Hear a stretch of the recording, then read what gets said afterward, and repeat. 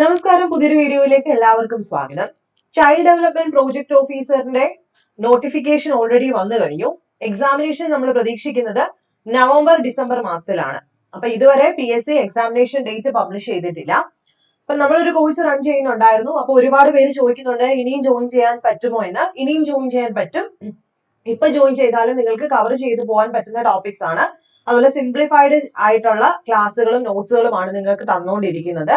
അതുകൊണ്ട് ഇപ്പൊ വേണമെങ്കിലും ജോയിൻ ചെയ്യാം. ക്ലാസ്സിനെ പറ്റി ഞാനൊന്ന് പറയാം. അതിനുശേഷം കുറച്ച് പേര് ചോദിക്കുന്നുണ്ട് സൈക്കോളജി എങ്ങനെ പഠിക്കണമെന്ന് ചോദിക്കുന്നുണ്ട്. കാരണം കുറച്ചേറെ ടഫായിട്ടുള്ള ടോപ്പിക്സ് സൈക്കോളജിയിലുണ്ട്. അപ്പം സൈക്കോളജി ബാക്ക്ഗ്രൗണ്ട് ഇല്ലാത്തവരെ എങ്ങനെ പഠിച്ചെടുക്കണം എന്നുള്ള കാര്യത്തെ പറ്റിയിട്ട് നമ്മൾ ഈ ഒരു വീഡിയോയിൽ ഡിസ്കസ് ചെയ്യുന്നതായിരിക്കും. അതിന് മുന്നേ ആയിട്ട് കോഴ്സിനെ പറ്റി പറയാം. നമ്മൾ കംപ്ലീറ്റ് സിലബസ് 4 ടോപ്പിക്സും തീർക്കും. 25 മാർക്ക് വെച്ചിട്ട് psychology, sociology, social work, home science മുഴുവനായിട്ടും തീർക്കുന്നതായിരിക്കും.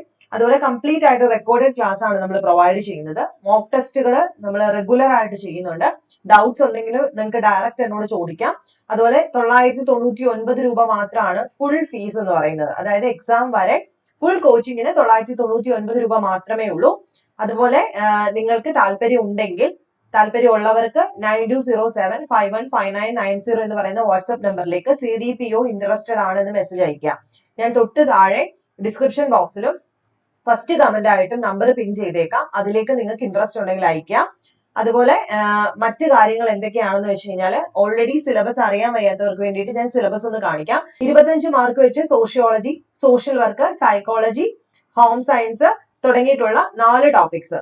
അതിനകത്ത് നിലവിൽ നമ്മൾ സോഷ്യോളജിയാണ് കൂടുതൽ ഫോക്കസ് ചെയ്യുന്നത്. കാരണം welfare officer grade 2, probation officer grade 2 തുടങ്ങിയിട്ടുള്ളതിന്റെ സോഷ്യോളജിക്ക് PSC ഒരു ചേഞ്ചും കൊണ്ടുവന്നിട്ടില്ല. സോഷ്യോളജി സിലബസ് മാറാൻ തീരെ സാധ്യതയില്ല. പിന്നെ സൈക്കോളജിയിലേക്ക് വരാം. പലർക്കും സൈക്കോളജി ഒരു ടഫ് ആയിട്ടുള്ള ഒരു സബ്ജക്റ്റ് ആണ്. സൈക്കോളജി ബാക്ക്ഗ്രൗണ്ടിൽ നിന്ന് വരുന്ന കുട്ടികൾ ഓക്കെ ആണെന്നാണ് പറയുന്നത്. എങ്കിൽ പോലും സൈക്കോളജി ബാക്ക്ഗ്രൗണ്ട് അല്ലാതെ സോഷ്യോളജി, ഹോം സയൻസ് ബാക്ക്ഗ്രൗണ്ട് ഉള്ളവർക്ക് സൈക്കോളജി കുറച്ച് ബുദ്ധിമുട്ടാണ്.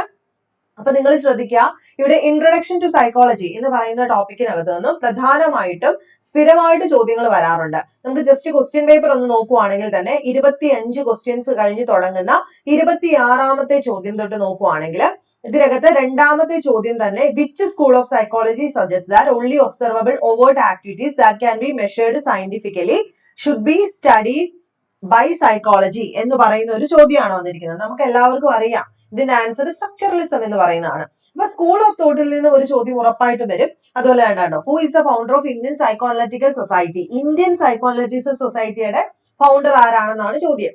ഗിരീന്ദ്ര ശേഖർ ബോസ് ആണ്. നമുക്ക് സൈക്കോ അനാലിസിസ് പഠിക്കാനുണ്ട് സിഗ്മണ്ട് ഫ്രോയിഡിന്റെ. ഇവിടെ founder of Indian psycho analytic society ആണ് ചോദിച്ചിട്ടുള്ളത്. അപ്പം ഒരു ഇതിൽ നിന്ന് തന്നെ, അതായത് ഒരു ഫസ്റ്റ് മോഡ്യൂളിൽ നിന്ന് തന്നെ ഉറപ്പായിട്ടും 5 ചോദ്യങ്ങളുണ്ട്. ഓക്കെ, ഈ കേസ് സ്റ്റഡി ഒക്കെ സ്ഥിരം ചോദ്യങ്ങളാണ്. അപ്പൊ ഒന്നും ഒഴിവാക്കാൻ പറ്റില്ല. അതാണ് ഈ പരീക്ഷയുടെ ഒരു പ്രത്യേകത. നമുക്ക് ഒരു ടോപ്പിക്സും ഒഴിവാക്കി പഠിച്ചു പോകാൻ ഒക്കില്ല. പക്ഷെ നമ്മൾ എടുക്കുന്ന സമയം ഉണ്ടല്ലോ, അതായത് ഓരോ ടോപ്പിക്സും പഠിക്കാൻ എടുക്കുന്ന സമയത്തിനകത്ത് കുറച്ച് വ്യത്യാസം വരും. ഈ പറഞ്ഞുകൊണ്ട് ചിലർക്ക് സോഷ്യോളജി നല്ല ഫൗണ്ടേഷൻ ഉണ്ടായിരിക്കും, സോഷ്യൽ വർക്കും അറിയായിരിക്കും. ഹോം സയൻസും സൈക്കോളജി ആയിരിക്കും പാട്. സൈക്കോളജി ബാക്ക്ഗ്രൗണ്ട് ഉള്ളവർക്ക് സൈക്കോളജി അറിയായിരിക്കും, സോഷ്യൽ വർക്കും വലിയ കുഴപ്പം കാണില്ല. സോഷ്യോളജി ബുദ്ധിമുട്ടായിരിക്കും അവർക്ക്. സോഷ്യോളജി ബാക്ക്ഗ്രൗണ്ടുകാർ ഒരുപാട് പേര് നമ്മുടെ കോഴ്സിനകത്തുണ്ട്. അപ്പൊ അവർക്കൊക്കെ സൈക്കോളജി ബുദ്ധിമുട്ടായിട്ട് പറയാറുണ്ട്, ഹോം സയൻസ് ബുദ്ധിമുട്ടായിട്ട് പറയാറുണ്ട്. അപ്പം ഞാൻ പറയുന്നത് ഓരോ ടോപ്പിക്സും മനസ്സിലാക്കുക. നിങ്ങൾക്ക് എത്രത്തോളം ഒരു അടിസ്ഥാനം ഉണ്ട് ഓരോ സബ്ജക്റ്റിനകത്ത് നിന്ന് ആദ്യം ഒന്ന് അനലൈസ് ചെയ്തതിന് ശേഷം നിങ്ങൾ പഠനം തുടങ്ങാം. ഈ പറഞ്ഞതുകൊണ്ട് ഒരു ടോപ്പിക്കും നമ്മൾ ഒഴിവാക്കാൻ പാടില്ല. എല്ലാ ടോപ്പിക്സും പഠിക്കണം. പിന്നെ വേക്കൻസി തീരെ കുറവായതുകൊണ്ട് തന്നെ നന്നായിട്ട് പഠിച്ച് മുന്നിലേക്ക് വരുന്നത് ആരാണോ, എക്സാം ഹാളിൽ നന്നായിട്ട് പ്രിപ്പയർ ചെയ്ത് പോയാൽ മാത്രം പോരാ, നന്നായിട്ട് അവിടെ ഇരുന്ന് പ്രസന്റ് ചെയ്യാൻ പറ്റുന്ന ആരാണോ അവരെ ഫസ്റ്റിലേക്ക് വരുത്തുള്ളൂ. അപ്പം എനിക്ക് ഒന്നും കൂടെ പറയാനുള്ളത്, സൈക്കോളജി ഒരിക്കലും വിട്ടുകളയരുത്. 25 മാർക്സിന്റെ സൈക്കോളജിയുടെ അടിസ്ഥാനപരമായിട്ട് നിങ്ങൾ പഠിച്ചുകൊണ്ട് പോയാൽ നിങ്ങൾക്ക് ഉറപ്പായിട്ടും മാർക്ക് കിട്ടും. ഇവിടേക്ക് നോക്കുവാണെങ്കിൽ 26 ക്വസ്റ്റ്യൻ എന്ന് പറയുന്നത് വേരിയബിൾ ആണ്. അതായത് എക്സ്പെരിമെന്റൽ മെത്തേഡിനകത്തെ വേരിയബിളിനെ പറ്റിയിട്ടുള്ള ചോദ്യമാണ്. അത് നമ്മൾ പഠിച്ചതാണ്, കോഴ്സിലൊക്കെ പഠിച്ചിട്ടുണ്ട്. 2 സ്കൂൾ ഓഫ് സൈക്കോളജിയെ പറ്റിയിട്ടുള്ള ചോദ്യങ്ങൾ. പിന്നെ വന്നിരിക്കുന്ന 29ാമത്തെ ചോദ്യം ഈ ഒരു സെക്ഷനാണ്, biological basis of behaviour, brain and behaviour, neuron structure, synapse തുടങ്ങിയിട്ടുള്ള ചോദ്യങ്ങളിൽ നിന്ന് വന്നതാണ്. അതുപോലെ തന്നെ പിന്നെ സ്ഥിരമായിട്ട് ചോദിക്കാൻ സാധ്യതയുള്ളത് രോഗങ്ങളെ പറ്റിയിട്ട് ചോദിക്കാറുണ്ട്, ഇന്റലിജൻസ് ടെസ്റ്റിനെ പറ്റിയിട്ട് ചോദിക്കാറുണ്ട്. ഓക്കെ, അപ്പൊ അങ്ങനെ പല കാര്യങ്ങളും സിലബസിൽ നിന്ന് ഡയറക്റ്റ് ചോദ്യങ്ങളാണ് ഇങ്ങനെയുള്ള എക്സാംസിന് വരുന്നത്. അപ്പോൾ സിലബസ് അധിഷ്ഠിതമായിട്ട് പഠിച്ചിട്ട് പോയാൽ നിങ്ങൾക്ക് കൃത്യമായിട്ട് മാർക്ക് സ്കോർ ചെയ്യാൻ സാധിക്കും. പിന്നെ എല്ലാവരും എന്നോട് ചോദിക്കാറുണ്ട് മെറ്റീരിയൽസ്. ഈ മെറ്റീരിയൽസ് എന്ന് പറയുമ്പോൾ കൃത്യമായിട്ടൊരു ടെക്സ്റ്റ് ബുക്ക് ഒന്നും നമുക്ക് ഇതുവരെ CDPOയ്ക്ക് ഒന്നും ഇറങ്ങിയിട്ടില്ല. അപ്പൊ നിങ്ങൾക്ക് നോക്കാൻ പറ്റുന്നവരാണെങ്കിൽ നോക്കേണ്ടത്, നിങ്ങളിപ്പം MSWക്കാരാണെന്നുണ്ടെങ്കിൽ നിങ്ങൾക്ക് സോഷ്യൽ വർക്കിന്റെയും ഏകദേശം സൈക്കോളജിയുടെ ഒക്കെ തിയറീസ് പഠിച്ച ടെക്സ്റ്റ് ബുക്കുകൾ കാണും. അപ്പൊ അത് തന്നെ ആധികാരികമായിട്ട് പഠിക്കുക. പിന്നെ പ്രധാനമായിട്ട് പഠിക്കാനുള്ളത് ബേസ് കിട്ടാൻ വേണ്ടിയിട്ട് നിങ്ങൾക്ക് +1 +2 സൈക്കോളജി, സോഷ്യോളജി, സോഷ്യൽ വർക്ക് ഒക്കെ പഠിച്ചെടുക്കാം. ഹോം സയൻസിലേക്ക് വരുന്ന സമയത്ത് ഈ പറഞ്ഞതുകൊണ്ട് തന്നെ +1 +2 തൊട്ടിട്ടുള്ള ബയോളജി പോർഷൻസ്, അതുപോലെ പ്രധാനപ്പെട്ട എല്ലാ ബയോളജി ടോപ്പിക്സും നമുക്ക് കിട്ടില്ല ഹോം സയൻസിൽ നിന്നും. നമുക്ക് കിട്ടാൻ സാധ്യതയുള്ള ടോപ്പിക്സ് ഒക്കെ തന്നെ +1 +2 അധിഷ്ഠിതമായിട്ട് പഠിക്കുക. പിന്നെ നിങ്ങൾ ഈ 4 ടോപ്പിക്സിനും ഡിഗ്രി ലെവലിലേക്ക് പോവുക. ഓക്കെ, ഇപ്പൊ BA സോഷ്യൽ വർക്ക് ആയിക്കോട്ടെ, MA സോഷ്യൽ വർക്ക്, അല്ലെങ്കിൽ MSWന്റെ ടെക്സ്റ്റ് ബുക്ക് ബേസ് ചെയ്ത് തന്നെ പഠിക്കാനാണ് പറയുന്നത്. എന്നെ സംബന്ധിച്ച് ഞാൻ ഇതെല്ലാം റെഫർ ചെയ്തിട്ട് മാക്സിമം ചുരുക്കിയിട്ട് ഫുൾ പോയിന്റ്സ് ഇൻക്ലൂഡ് ചെയ്തിട്ടാണ് ക്ലാസ്സിൽ എടുക്കുന്നത്. അപ്പൊ എന്തെങ്കിലും സംശയം ഉണ്ടെങ്കിൽ നിങ്ങൾക്ക് താഴെ കമന്റ് ആയിട്ട് ചോദിക്കാം.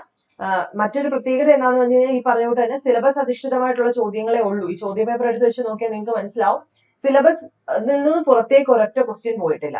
അതുകൊണ്ട് ഇതേ രീതിയിൽ തന്നെ നമ്മൾ പ്രതീക്ഷിക്കുന്നുണ്ടോ എന്ന് ചോദിച്ചു കഴിഞ്ഞു കഴിഞ്ഞാൽ കുറച്ചുകൂടെ ഒരു ടഫായിട്ടുള്ള ചോദ്യ പേപ്പറാണ് നമ്മൾ പ്രതീക്ഷിക്കുന്നത്.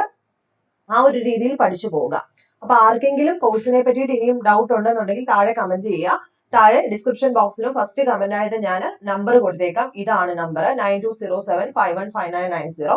നിങ്ങൾ മെസ്സേജ് അയക്കുകയാണെങ്കിൽ ഞാൻ ഇതിന്റെ PDF അയച്ചു തരാം എന്താണ് ഡീറ്റെയിൽസ് എന്നുള്ളത്. അപ്പൊ നെക്സ്റ്റ് വീഡിയോയിൽ കാണാം.